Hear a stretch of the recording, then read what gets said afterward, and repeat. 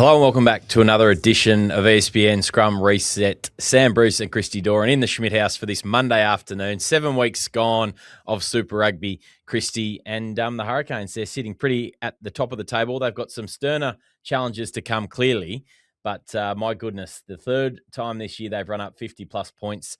Fourth? I think it's three. Let's go to the judges. We'll come back to that. Off the top, I'm pretty sure it's three. Blistering against the Reds on the weekend. That is my headline to get us going this week. Massive wake-up call for the Reds.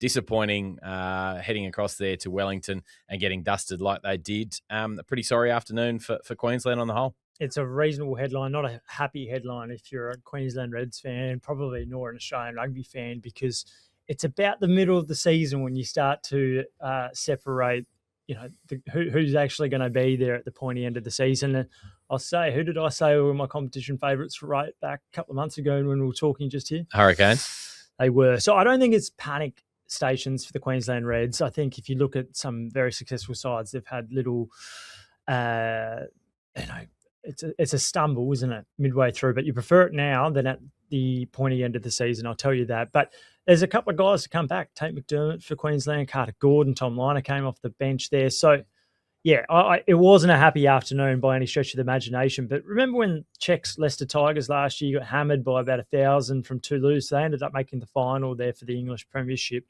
So I don't think you put a line through the Reds, but it's a wake-up call, isn't it?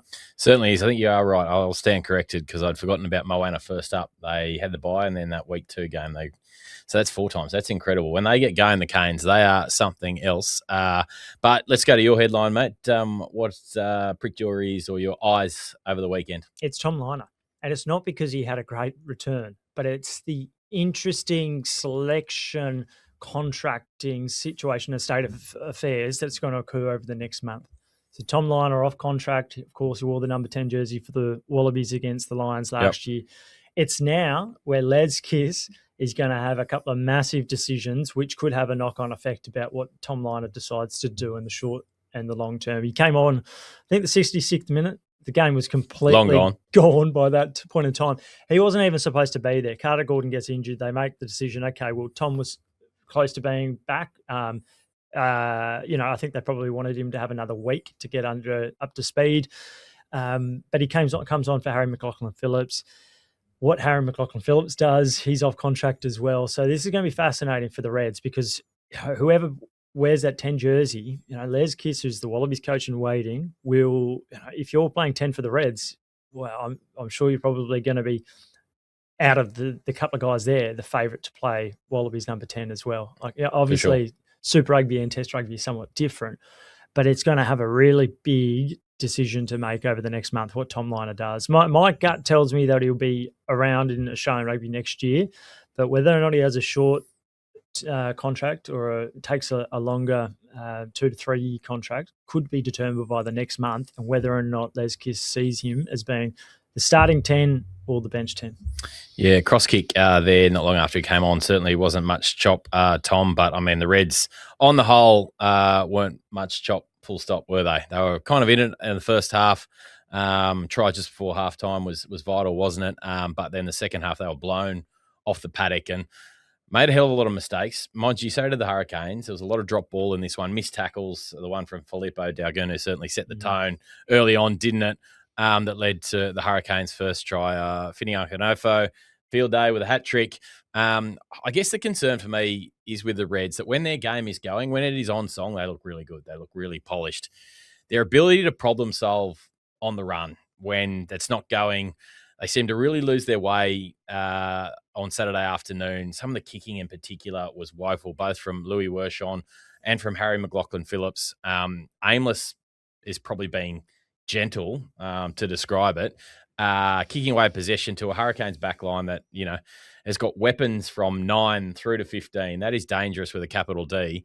And just seemed to be devoid of either ideas when they were trying to go wide, create a bit of space. The balls weren't going to hand behind the man.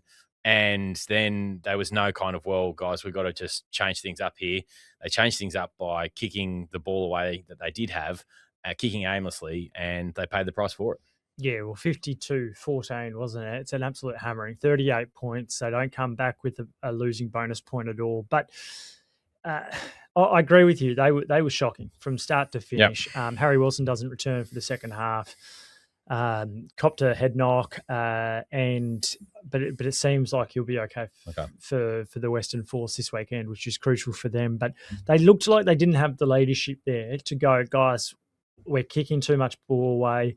Let's play a little bit tighter here, because you're right to point out that Louis Wershon, there's about 3 or 4 box kicks in a row that around that halfway line that just went too long, sailed beyond that 22 metre line. And whether or not it was Josh Morby or whoever it was from the Hurricanes looks pretty untroubled. Ruben Love a lot of the time as well. So, yeah, what they were doing didn't work. It was interesting, though, when Kalani Thomas came on straight after halftime, have a nice kick, nice box kick from Thomas, but the ball doesn't sit up, does it? And unfortunately, Tim Ryan, who was there, didn't get the bounce of the ball. And we know like 10 minutes later, the game's gone because they scored 2 tries. But whether it's the Fraser McReight drop ball from the Hunter Paisami out the back pass, it didn't quite work, or the Fraser McReight loopy pass that he attempted on counter-attack ball, it just didn't work out. And it looks like they were just a bit headless, trying to play the back game a bit too quickly at times. But I still think that week 7, it's not the worst reality check at this point in time. They've got the Force and the Crusaders at home. Yep. Really important games for them to try to get their season, I wouldn't even say back on track. They're in 4th. They haven't had the bye yet. They have had the bye, unlike the Brumbies. So even though they're a point or two adrift of them on the Super Rugby standings, we know the Brumbies are having their bye. Yep. This weekend, yep. And so therefore the Reds have the opportunity to leapfrog them. We'll see. We'll see what happens. But the reality is that they don't have Josh Cameron for a little bit longer. Their tight five's going okay, but it's not. It doesn't have the imposing physicality, does it, that the Hurricanes did on the weekend? You know, when they're going to suffer Amua. Isn't Ernest just a player? Been about the signing of the season so far, I think. He's just a breath of fresh air. I think this is so good that Derns is not just having an impact. You know, he's the Japanese captain. He's a gun, but this will draw more attention to Japanese rugby. Australia and New Zealand need to lean a lot more into Japanese rugby. And even though they have memorandum of understandings with the national what do they actually bodies, mean? What does it mean? Well, it actually should be meaning that we are every week or every month having conversations about how do we look more to Japan, because massive economy. It's a booming Japanese League 1 and League 2 there. Some of the best players in the world. You look at that Japanese, that South African side. 3 or 4 of their best players that made the dream team last year are based in Japan.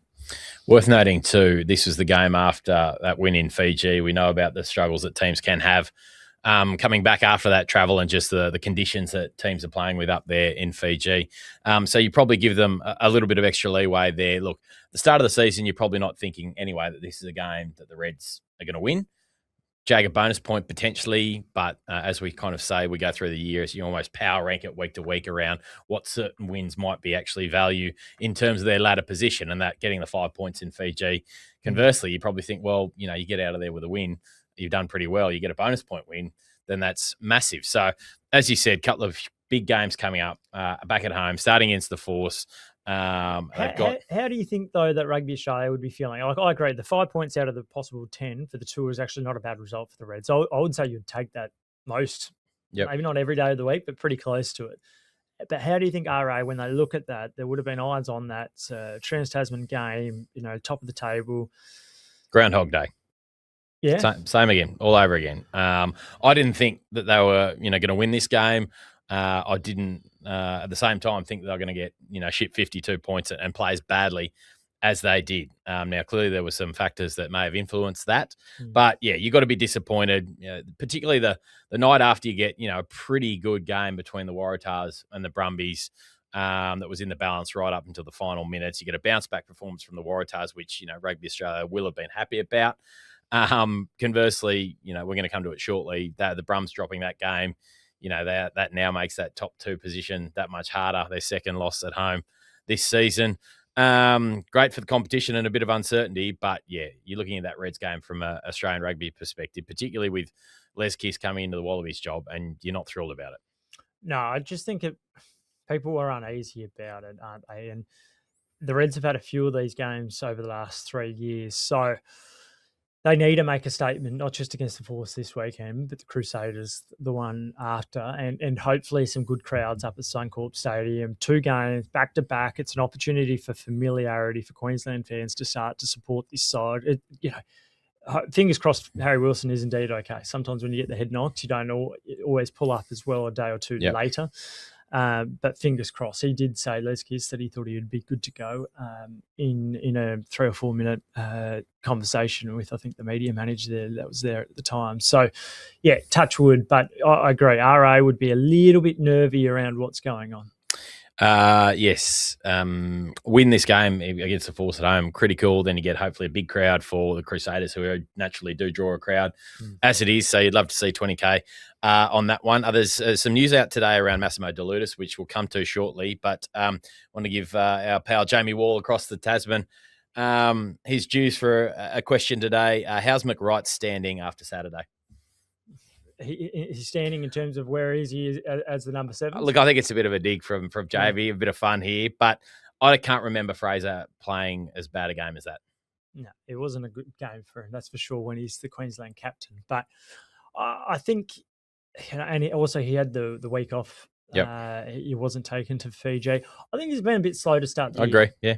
He wasn't as influential in the previous couple of games, but we know that he's a quality player, isn't he? And sometimes you have a lot of Australian players that I don't know about peak, but they come out of the block so well, and then do they time and are they as effective come the winter months with May, June, July from a super perspective? So I think he'll be all right. There's more responsibilities on him. This is what happens when you're the captain as well. You've got to front up to the media consistently post-game. Often you're doing corporate sort of stuff as well. You're the face of the program. So, yeah, there's probably a few things, but he hasn't shied away from saying that they want to, they're sick of being the quarterfinalists. Like, they want to ensure that they throw a couple of punches this year and they land. And how do they do that? Sometimes you've got to cop one and it's how you respond. So he won't shy away. He'll be all right. And certainly there are some massive Kiwi derbies to come in the back half of the season too. The Hurricanes have got their biggest test to come yet, no doubt about that. But to do what they have done to the Waratahs and Reds, and by extension the Highlanders and Moana, when they get going, they are pretty impressive to watch. Oh, totally. And Cam Roygaard bombed a couple of tries. Yep. He has spilled 2 passes from Duplessis Karifi, who back on the inside, like most good nines do, and unfortunately he couldn't let them stick. So had he done, it could have been 60 points plus. Maybe it puts into a bit of a context how the Waratahs went a couple of weeks ago when they got hammered themselves. What I'll say is that it was on home deck, wasn't it, in New Zealand? It was a perfect conditions to play footy, and the Hurricanes were just too big, too strong, and they capitalised on the mistakes. So, yeah, it kind of felt a bit like that Wallabies All Blacks sort of afternoon where, unfortunately, too often the Wallabies make a mistake and the All Blacks just take it and gobble it up. Absolutely. Friday night in Canberra. Look, this is a great response from the Waratahs, defeating the Brumbies 30-28. A result that, probably not a lot of people have seen coming after their performance the week before, but they had moments against the Reds, didn't they? They clearly, had moments against the Blues and could have had that. Certainly been, further in front than they were there a week earlier in Sydney. But was this their best performance of the year? Do you think the Waratahs better than that round 1 win over the Reds? The first half in particular, and defensively thereafter, the forward pack really aiming up on that front, took their opportunities on this occasion. They didn't get a lot of them, but they made it count and then rode the boot of Sid Harvey, who is just going to get better week after week. Had 1 drop ball the other night, but still finding his feet. What that kid's going to be like in a couple of years, I can't wait to see. But a hell of a performance, and you've got to tip your hat to them. Yeah, you do. It was about 220 tackles that they made or so. 3 times as many line breaks as the Brumbies, so they showed some potency and an edge, a threat when they did get their hands on the ball. I think just some of their big name players stood up. Matt Phillip was immense, wasn't he? Jake Gordon ran with the ball, had one great snipe where he passed, and unfortunately it didn't go to hand from their perspective. But that was, I think, his best performance of the year by a country mile, Jake Gordon. I think Jack Debrasini's looking more and more comfortable there. No surprises, 3 straight games. He knows the Brumbies very well. Hasn't Ethan Dobbins been a player? Like, I remember speaking a year or so ago to Nick Stiles and him going, Dobbins is a really good player, and we're seeing that. The fact is that he, if you look at the lead up to the first try, he's the one who passes to Jorgo, who got through a little bit. Then he slipped a great offload as well. So he had a couple of influential touches. It was the offload to Kellaway actually that he came through, but he put a beautiful spiral pass about 20 seconds before that. Got on the ball a couple of times. Set piece was pretty strong. He is a guy that's come, I wouldn't say from nowhere, but a type 5 that's actually just being industrial and doing their jobs. And yeah, well played. Jorgo had his moments again too. The steal and the break there. The kick from Deba's kick that was, just an absolute shock. One of the worst things I think I've ever seen. It's Super Rugby, but the calmness there to just double back, take his time and pump it, 60 metres downfield, fine touch. Got the bounce. Almost 50, got the bounce, almost the 50-22.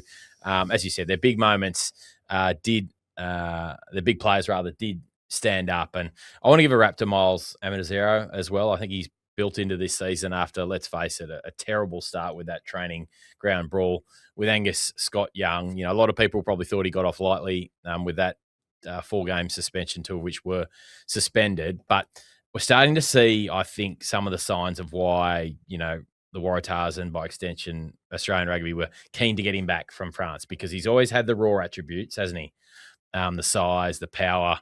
Clearly, as he fully admits, he plays on the edge and he's going to give away some penalties, but there's been fewer and fewer of those this year as we went along. I think it was 22 tackles. He was the top of the tackle count along with Dobbins. And the 4 carries that he did have, there was physicality to them. He's going to really start to be a threat on the defensive maul side of things. And, with some Will Skelton news over the weekend, I'm not suggesting he's going to be a Will Skelton, replacement in 2 or 3 years, but get him to his late 20s and around that 30 mark. If he continues to develop hopefully some good coaching will help. That performance on Friday night and the way he's building in this season, I think the signs are there that saying, hang on, there's a player in here. Yeah, he's going to be a serious player, and it's just about being patient, not expecting him to be the Will Skelton when he's 22. Like when Will Skelton came onto the scene, he was a lump, wasn't he? He was another 10 kilo on Amatazero. Easily. Yeah, maybe 20. But he would run over people. He, if there was only one in the tackle and they went low, he would just trample through them. We haven't seen that from Amatazero, have we? But we've seen a bit of a physical kind of confrontational edge. That's the word, confrontation, yeah. And I think that's still 2 years away. The question is he going to be ready in time for the World Cup? He might be. Do you want to throw him in when he might have had 1 or 2 or 3 caps under his belt? Who knows? But he's a guy I'm having in my Wallabies training camp. I'm not giving him a cap immediately because I don't think he deserves it. Yep. But he's the sort of guy that the profile of him in a couple of years' time, he will be a seriously good player. And I agree. I think he's showing much more at the moment. But it was always going to take time. The French top 14's slower. It's that physical kind of battle in every microsecond that you're doing up there. And then they've got obviously the speedsters out wide. Here it's a bit quicker. And so I don't think he's looked as effective because it's come to a place where he's got to get not just stronger, but faster as well. So, yeah, it's a couple of years away. But this is the thing about the locks, and this is what hates me with the Darcy Swains leaving when they're 27. You want to be keeping on to them because it's between their 27 to 33 where the locks are at their absolute best. You look at Brodie Retallick at the moment; he's still killing it, and he's in his mid-30s. So the idea that a lock is going to be anywhere near their ceiling at 21 to 25 is just. It is the age-old problem for Australian rugby, though, isn't it? Because you've got guys who are on that Wallabies periphery. They may have turned down an overseas move, more money, in the contract prior 2-3 years, whatever, and they get to the point and think, well, I'm on a finite journey here in professional rugby, and it could end tomorrow. My Wallabies, I'm looking at, the depth chart. Am I number, 6 lock. Number 7, lock. 2-3 injuries, I could be right in there. If not, then can I continue to turn down potentially double the money that I'm going to get in Europe or Japan? And more often than not, you can't begrudge these guys that decision. So it comes back to, a bit of Giddo law stuff. And then, on the flip side, that just strips that little bit of experience, or that a lot of that experience out of the Super Rugby squads, and you start that process again. It's just kind of like a self-fulfilling prophecy, really. After that 2019 World Cup, you had Rory Arnold leave, who was close to the best lock in the world at the time. You had Adam Coleman that left maybe very shortly after. 6-7 years earlier, it was Kane Douglas who came back for a bit. The list goes on and on from, Isaac Rodder, who's over there at the moment, a guy that went to a World Cup, was very, very good in 2019 and barely played since. So the locks they are so highly sought after overseas. And unfortunately, Rugby Australia likes to hand out the $1 million contracts to the flashy backs. And if the locks aren't getting anywhere near that number, well, then they get offered and dangled those sorts of numbers overseas, particularly in France and increasingly in Japan. And it is very hard to say no to those sorts of things. But good player. I think Caden Neville at 30, what is he? About 37, having a great season. Maybe his best season yet. So, yeah, another guy that's showing that age is just a number, really, when it gets to that point of time. But it's a good win from the Tars. It's obviously kept the lights on for this season for them. They've got a couple of big weeks ahead of them, but that's a huge result, isn't it? We've got to back it up, this weekend in Hamilton, where they have got a long drought as well. And I don't think anyone, is going to be tipping them with any great confidence. And a win may be beyond them, but you just want to see them be in that contest again. If Warner Dearns is the best pickup this year, then Pete Samu is probably not far off down the list in terms of recruits either. A strong game from him despite that early yellow card. Looks to be settling back in under Dan McKellar. Conversely, the Brumbies. Is it hard to get a read on exactly where they at? Beaten in the last breath against the Reds. Great wins, clearly. Well, the best win in recent memory for a long time over in Christchurch against the Crusaders. Get away with one, probably against the Blues and the Chiefs. Now, chasing this game are out enthused by the Waratahs early on and left themselves too much to do. How do you assess where they're at 7 weeks into the season? It's a damn good question. What are they? They're 4-3, aren't they? Yep. Look, they've had some massive highs. They're 3-0 against the New Zealand opposition. So you're already going, well, they're playing a game that's going to keep them in the battle more often than not. And Paul Cully said, maybe the difference was a couple of stars for the Tars and the Brumbies. How long was that shine going to be able to stay on them when you're losing the Hoopers, the Ikataus, the Tom Wrights who are injured, the Alan Alatoas? Look, a couple of those guys are still to come back, aren't they? So the fact that they're in this position at this point in time, this stage in the competition is a good thing. They absolutely exceeded my expectations about where they would be. Where are they? I think they looked a bit tired.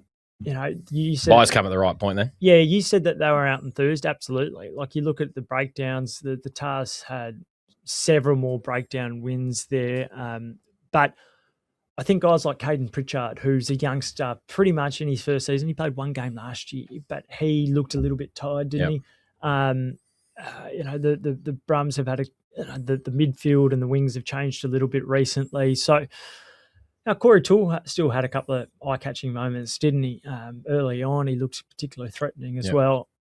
I think Declan Meredith maybe didn't quite have the game, and I know that off the comments of 5 days earlier, well, a few days earlier anyway, from Dan McKellar, I thought they were smart ones. It wasn't just saying, hey, look, this guy, like we always like to throw these young 10s in there. Like the bloke was 26. That was a message to go, you know what? The eyes are on you. Yep. Rugby Australia's on you. Everyone's eyes are now on you, Declan Meredith. It was smart coaching from me on Declan Meredith there from Dan McKellar.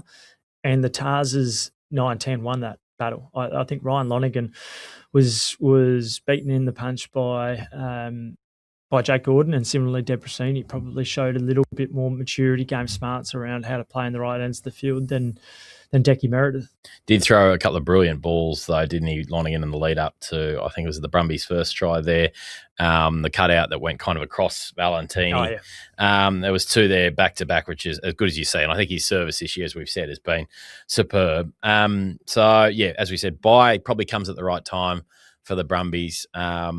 They're still right there in the hunt. But was there a bit of maybe emotional hangover from the James Slipper milestone the week earlier, even though it was another milestone for Slips, was it? Being his 100th game for the Brumbies as well. So, look, when you kind of consider, I guess, all the factors around Friday night, it probably shouldn't, surprise. But at the same time, you just hope again that from a broader Australian rugby perspective, that the Brumbies being the team that could potentially, push for a top two along with the Reds, that is dealt a significant blow by that result on Friday night. Oh, totally. But the Tars are playing for their season, weren't they? I think what we'll see right throughout this competition is that there's going to be in the past you saw the Crusaders just dominate, didn't you? Even a couple of years ago when they won, they managed to win those really tight games. And I think this year there's going to be a lot of the Kiwis knock each other over. Yeah. There's not that much of a difference between the top four of those sides there. And I think that will allow the Aussie two sides, I think particularly the Reds and the Brumbies, who are in the top six at the moment, that opportunity to be in contention for that top two, top three position and get a home quarterfinal, because it's going to be so crucial, isn't it? But I think both those sides are still in the mix, despite the fact that they lost on the weekend. Lockie Shaw, potential Wallabies bolter this year in second row? Yeah, I would have him in the squad. I'm not picking him yet, but geez, he's a good player. Yeah, he showed a lot last year, which was he kind of stepped in there and he knocks Caden Neville off, didn't he? He and Frosty just dominated the middle minutes in that. I think the Brumbies saw that. That's probably why the blow of Darcy Swain wasn't as significant, because Lockie Shaw came in and immediately looked like a player, didn't he? He looks like a better player this year. Even on the weekend, he stole a line out really early on. I don't think he was even lifted by the prop behind him. I'm pretty sure they weren't there be seen, and he just managed to swat it away like a fly. He's a player, isn't he? Yep. Yeah, I think I agree with that. And there's a couple of games this year, against Japan, which you might see some different players come in and get a crack. I don't think it's going to be wholesale, not handing caps out by any stretch. But that Nations Championship in July, that'll be a physical 3-test back-to-back against, three nations who are just coming off a hardened Six Nations. There's going to be a toll. Oh, totally. Yeah, Les Kiss won't. He can't drop those sorts of games, particularly early on. But I'm curious around the Sid Harvey decision there. The decision really by Matt Phillip to look at him, go, "Are you confident?" and them to take the points. Is that going to potentially change the context of how Australian rugby sides look at taking points on offer? Because 3 shots in 10 minutes, 9 points, and that effectively was the game, wasn't it? Even though the Brumbies outscored the Waratahs, 4 tries to 3, I think, in the end. Is it going to change a little bit of the mantra around kicking the corner? Because that certainly was it under Checker. It was under Les Kiss last year, where they barely took a shot. And now all of a sudden, our side's been beaten because of the accurate boot of a sharpshooter. Well, you need to see how it can work practically, don't you? And that was a perfect example of it. Just that building that scoreboard pressure, even though, some of them won't say 50-50, but, not dead set certainties there, were they? So, look, the first one particularly. It was bold. It wasn't bold captain. It was smart captaincy, I think. And Matt Phillip deserves a lot of credit for that. And you would hope maybe it's not just a blanket blueprint, but that those in the positions of leadership will see the value of that decision in those circumstances. Yeah, because I think there's been, even against the Reds, I'm pretty sure the Tars kicked the corner a couple of times up at Suncorp. It didn't quite always pay off. Well, that was the irony of Michael Hooper saying he would take the points there, yeah.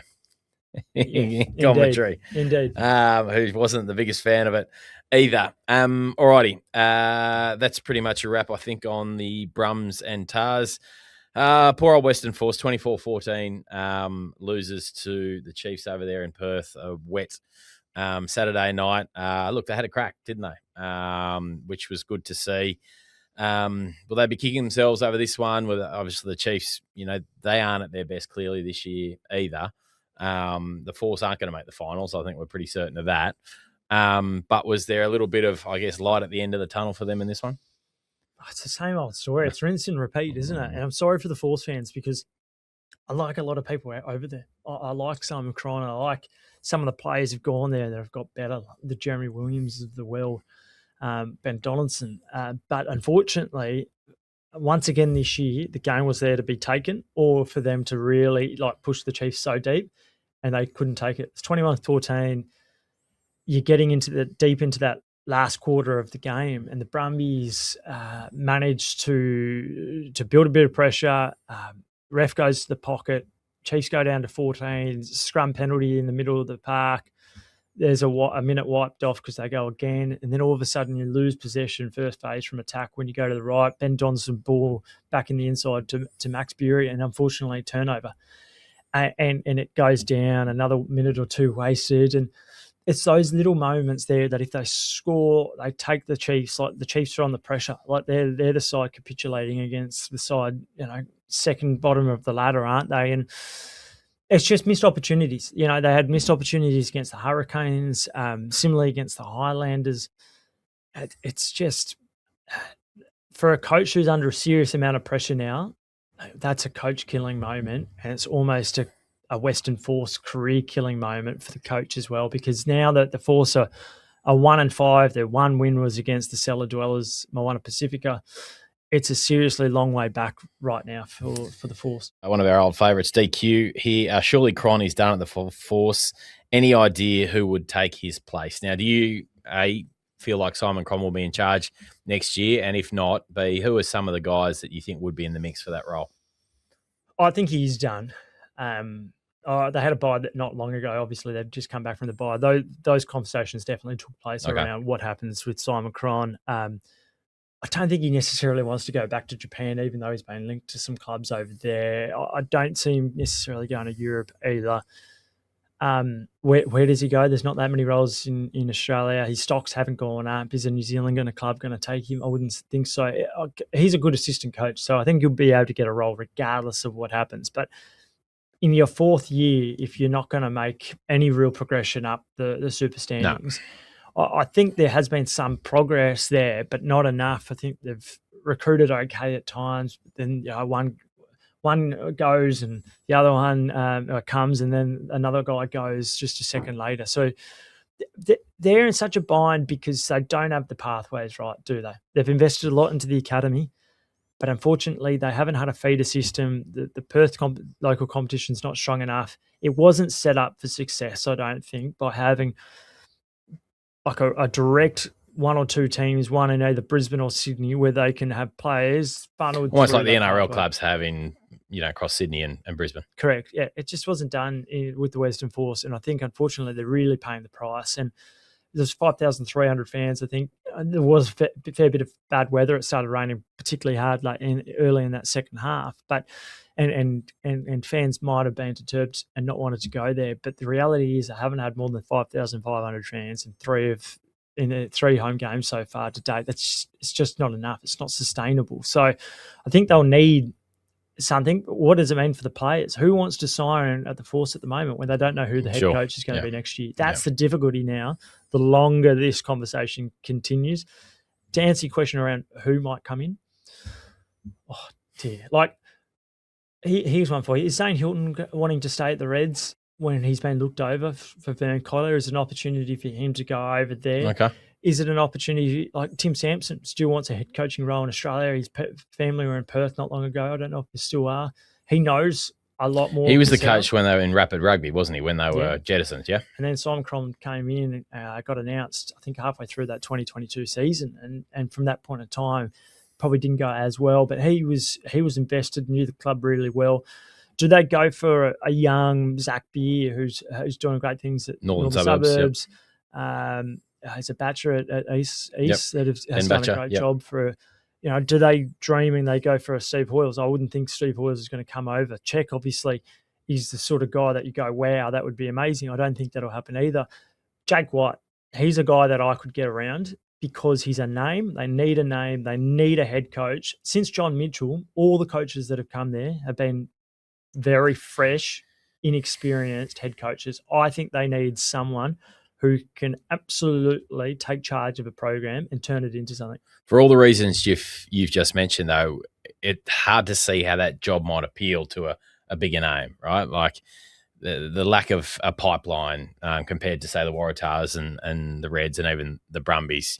We know there's been some financial issues which you've reported on around just the ownership structure and how that is all being sorted out. The fact that this is a club that has just never had any semblance of success really ever. And the history of it being, booted from Super Rugby. It is an outpost. It is, it's been described as a transit. It's the most isolated city, I think, in the world. So it's hard to see how someone, a coach of note would look at that and go, oh, geez, do I really want to, hitch my mast to this club? I tend to agree more with you that maybe it's an opportunity for a young and up and coming coach. It would be a bold, risky move, but it would be, I guess, a foot into the door to professional rugby, more so than a big name without, throwing the kitchen sink at them or Twiggy's, gold mine. That it's, I just couldn't see that happening. Yeah, and you're probably right. There's been a heavy New Zealand flavour to it under Simon McReight. A bunch of his assistants have been New Zealanders. I'd love for that to be an Australian coach that comes through there because there's not enough opportunity for Australian coaches. And I'm not saying that they know and get the DNA, but at the very least, you're pushing towards having who can be coaching the Wallabies one day. Isn't it interesting that Dave Rennie, who gets the coach, gets appointed the All Blacks coach the other week, and he admits his dream job is the All Blacks head coaching role. You want your head coach in Australia ultimately dreaming of being the Wallabies head coach when you're coaching in Australia. And I think we've gone away from that a little bit because, look at the Reds. It's Vern Cotter. Is Vern Cotter's style going to translate to the Reds? Probably what they need a little bit, but it's a completely different style to what they've had. And I just think there needs to be an absolute alignment and pathway and vision around where the Force need to go sooner rather than later. And maybe that is a young coach who's aspirational, but they need someone like that. That list isn't too bad. You look at the list. I think it's actually probably the best squad they've had, maybe since the dark old firepower days when you had Mitchell, Henjak, Giddo, Shepherd, these guys. That to me, what they've got now is about, the best it's looked in years. Back row's good. They've got handy halves. Like Henry Robertson had a great game the other. No, that was, I think, his best game was Super Rugby. Dono can clearly play. They've got some exciting backs at the moment out there. When's Greeley going to get another opportunity? He was quality over the last 12 months, went to Australia A, probably didn't do his job in the second half against the Highlanders, has paid the price since. But, even their type five, the fact that they've got Williams, Swain there, one of them's going, but there's enough quality in there that they should be doing better. I don't think they're getting it under Cronny at the moment. Their decision-making as well isn't up to scratch in those crunch kind of moments. That comes down to leadership, doesn't it? Just finally, do we see Zach Lomax make his Super Rugby debut at Suncorp this weekend? Well, if he does, it's on the bench, but he's a right winger at the moment. He's nothing more. You've heard more and more of his language being, especially been training on the wing. I think it allows a bit more interest across the game if he comes on the bench this weekend. I can't see him starting. More than likely the week later, but if I'm a betting man, maybe I am seeing him on the bench this week in the 23 jersey. Dylan Peach, any closer? He should be close. So when I asked the question 2 weeks ago, he was expected to be right for last weekend. He wasn't there. So unless he's aggravated something, he should be very, very close. So their midfield, unfortunately, Kirtley had a good game against the Canes, didn't have a great game the other night, trying hard, but turned over possession a little bit too easily. You need a bit more. I just don't think that midfield's great. By the way, George Bridge had a reasonable game, but I think they need to go back to someone who's going to get them some gain line in that back line. Finally, just before we wrap this one up, any news on Sean Maloney and how he's recovered from what looked a bad case of laryngitis? Oh dear, I'd love to know why they thought it was a good decision to allow Sean Maloney to talk at that point in time. I dare say he just gave him the thumbs up, I'm thinking good to he'd go. be Yeah. good, having not spoken for most of the day. Unfortunately, yeah, the Andrew Swain off the bench did a great job there, but that was comical, wasn't it? It was, Shawnee. If you're listening, mate, hope you got the strepsils and a bit of lemsip happening. And yes, to our old mate Andrew Swain, never feared he'd jump in and do the stellar job that he did. Alrighty, I guess we better mention then a bit of comical value in New Zealand on Friday night too, with Moana and the Highlanders and the power going out there. And I mean, you can laugh a bit, but it's not a great look for the competition, is it? Well, the power went off before the game with the Seagulls the night earlier on the Thursday, and they managed to get 16,000 on the hill at Brookvale. Yeah, these things happen, but yeah, not a great look. But some good footy played from the Highlanders. That kind of keeps them in and amongst the mix, doesn't it? So Moana is a side that's in absolute peril at the moment. A couple of weeks ago, there was a bit of news and certainly some strong talk that they might not even be able to see out the year. The fact that right? Tano Among is going at the moment, I cannot see Moana Pasifika playing in Super Rugby in 27. We've got Super Rugby CEO Jack Mesley, not Jack Maddox, coming on the show the week of Super Round. So that'll be one to put to him then. Get a bit of clarity around that one because, yeah, I agree. The rumblings, they're just not going away, are they? No, and they haven't for some time. It's been a year-to-year proposition over the last 2 or 3, but those drums are beating and sounding larger by the day. Louder and louder. Okay, mate, let's look at a few other stories kicking around the game over the past week or so. I guess, worrying signs out of France over the weekend with Will Skelton suffering what looks to be a ruptured Achilles tendon, still waiting on complete confirmation, but that was certainly the post-match synopsis from the coaching staff, not only for this year, but you think his injury, history, just his sheer dimensions, and his long career, you've got to be concerned that if it is an Achilles rupture, his ability to play a role for the Wallabies at the World Cup next year.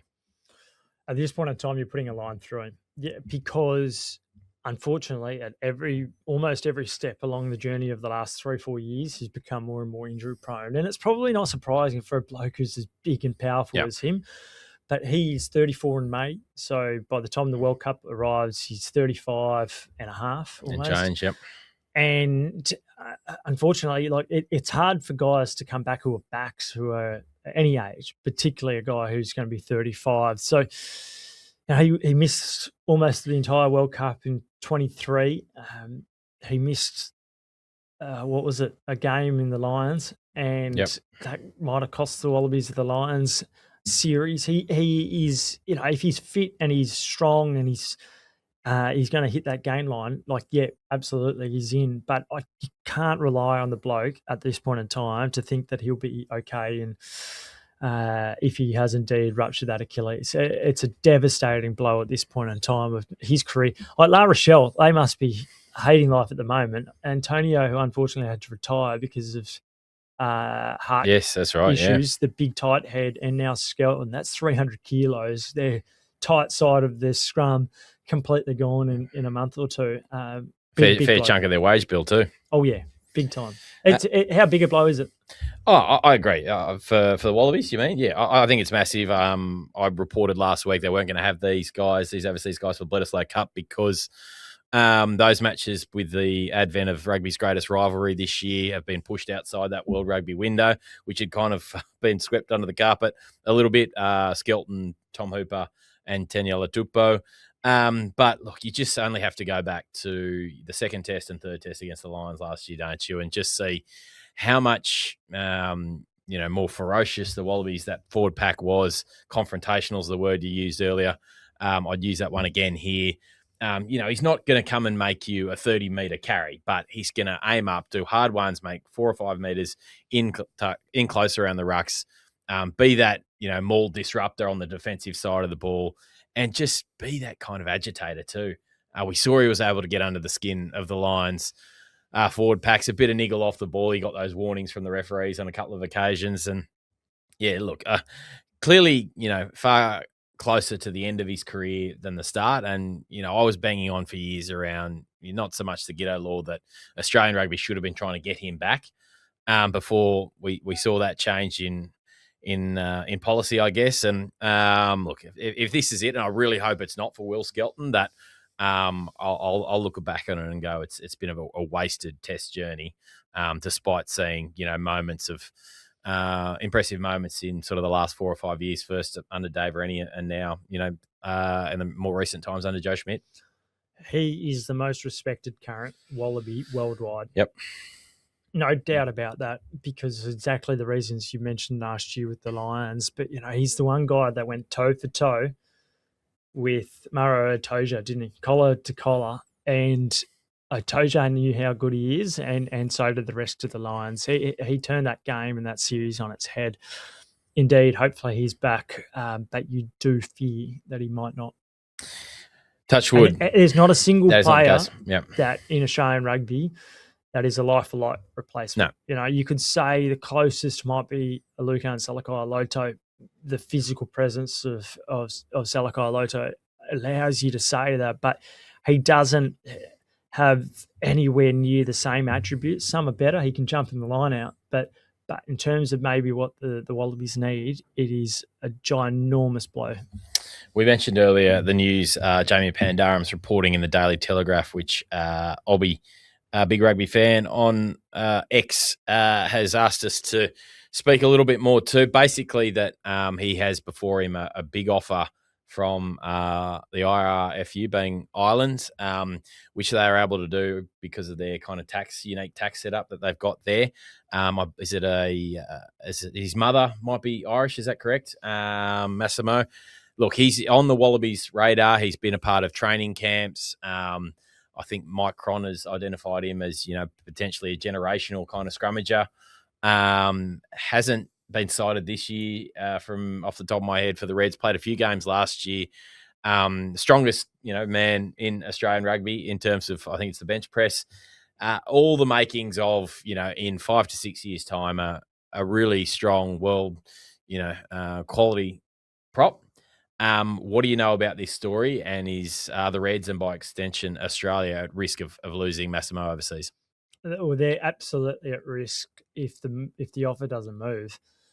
It's Ulster who's the club. I don't think it was listed which club was after him, but yeah, my understanding is Ulster, where Angus Bell is at the moment, on the other side of the scrum that would be. But RA have tabled an offer to Deudas. I don't think it's not a jaw-dropping figure. I think they gave them a bit of scope to have a look around and go, well, okay, you test the market. They tested the market, and the market came back pretty good for him. And no surprises, he's a tight head, because you look at the positions that are valued so highly across the world. It's tight heads, tight locks, and tens, really, aren't they? Those three positions, if you're any good, you're getting offered a lot of money because every team is after them. So, I think RA will have to move a little bit to try to regain his services. Queensland's doing everything they can to keep him. He's a good player, isn't he? He played, I think, about 8 games last year for the Reds, in what proved to be his Super Rugby debut rookie season. Kind of, once again, there wasn't a huge amount of detail around the injury that he suffered in the second half of that season. Missed the test season. Looked like he was good at the start of the year. He's had 1 or 2 injuries that have kept him out, and that will keep him out for a bit longer. It's a tricky one in the sense that you don't want to be like, the guy's only played like less than 10 Super Rugby matches. Well, you're throwing a lot in the potential basket here. But I tell you what, you need to with your tight heads. Taniela Tupou's he's off overseas, obviously. Is he ever going to come back? Who knows? Alan Alatoa's into his 30s now. There's not that many top-tier tight head props in the country, are there? You even look at the Reds. They've had Jeffrey Tumunga Allen helping them out on that side. He's managed to swap between. Yep. But at the Tars, Dan Both has had a much improved year so far with the Tars. Darcy Breen's been all right for the Brumbies this year. Shown a little bit, hasn't he? But you need absolutely top-tier test players. Yep. And that would be the double blow. It's not just someone who's been capped who's going to continue to play for the Wallabies. If he was to leave this year, next year, it's a quality player who could be captured by Ireland. I hate the law that you can just jump around, but he hasn't been capped, has he? He's not a Jack Dempsey who played and went to a World Cup and had 20-odd tests before he jumped ship. So, yeah, the report's real. My thing is, if Mike Cron says he's a generational talent, I think we should be trusted in Mike Cron, and I think the remuneration package should maybe not to go to 7 figures or 800K, but an offer which reflects how highly sought after this guy is, and go, you know what, we've invested years into you. And that's got to be the selling point, but maybe it's got to be teamed with, okay, what are we talking here? Maybe find another 100K. Do you think that might get the job done? I think it would. Yeah.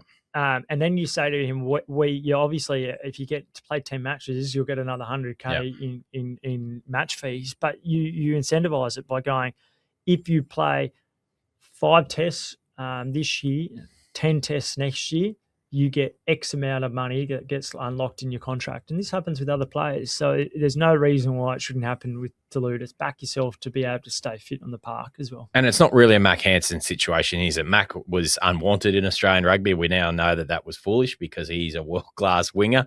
You don't go on and play for the British and Irish Lions if you're not. Whereas Masimo, as we said, scratched the surface just of a Super Rugby career. The Reds have put a lot of time into him. The S&C, I imagine, have put lots and lots of time into him up there. That, you know, you can't speak for players, but is there a little bit of loyalty saying, okay, you know, I don't really feel that, you know, this is what I should be doing. The money may be better, but I'm going to sacrifice a little bit and say, you know what, let's go to work here. Let's get the body to where it needs to be and just repay the faith. And if that comes, you know, if that's enough to get another 100K out, then hopefully from an Australian perspective, that's how this situation might play out. Yeah, you'd love to see it. But we know that Ireland have targeted Australian-born props in the past. You look at the former Canberra prop as well, the Viking himself. Finlay Bealham. Indeed, who's been at Connacht for a long time. They also know that Tag Furlong is getting older too, so they need a couple of tight heads who are going to be world class. So they've clearly prioritised him. The other one, who's the other prop, who's gone under the radar a fair bit, is Tom Lambert. He's having a heck of a season, isn't he? He's finally being he's fit, stepping out of the shadows of Angus Bell, and he's qualified for Scotland. You might remember he played at Glasgow before he came back to the Waratahs. The Tars have got Bell on the books and Isaac Kalia. Are they going to be able to offer him something that's compelling to stay next year as well? But he's a guy that RA are interested in, but it's how do they balance all the sums and the fees to be able to keep someone like him in Australian rugby as well? Yeah, another one of that ongoing problem. We were speaking out earlier around with the locks. Here's a question, Christy, from Art Vanderlei. Hello to Art. Kind of dealing a little bit with this around, I'll quote here, from your dealings with Aussie players, how much does RA's admin and coaching competence, e.g. S&C, affect decisions to head overseas? We seem to jump from one injury crisis to another and see athletes with long injury histories thrive overseas. Surely it weighs into the decision. Give us some examples then, Brucey, off the top of your head with who you're talking about. That's a good counter question, mate. Who are we thinking here? I don't disagree, because you look in 22 with Dave Rennie. We all know there was the 50-odd injuries that there was that year. There was a lot, but it was also different S&Cs. There was, unfortunately, it was almost like it was a work experience opportunity where there was several S&Cs. And unfortunately, if you're getting different messages and you're being coached differently, injuries can happen. And that occurred in the 22 campaign, which, you know, was one of the reasons why in the end that Dave Rennie unfortunately didn't stay in 23. We can say unfortunately now.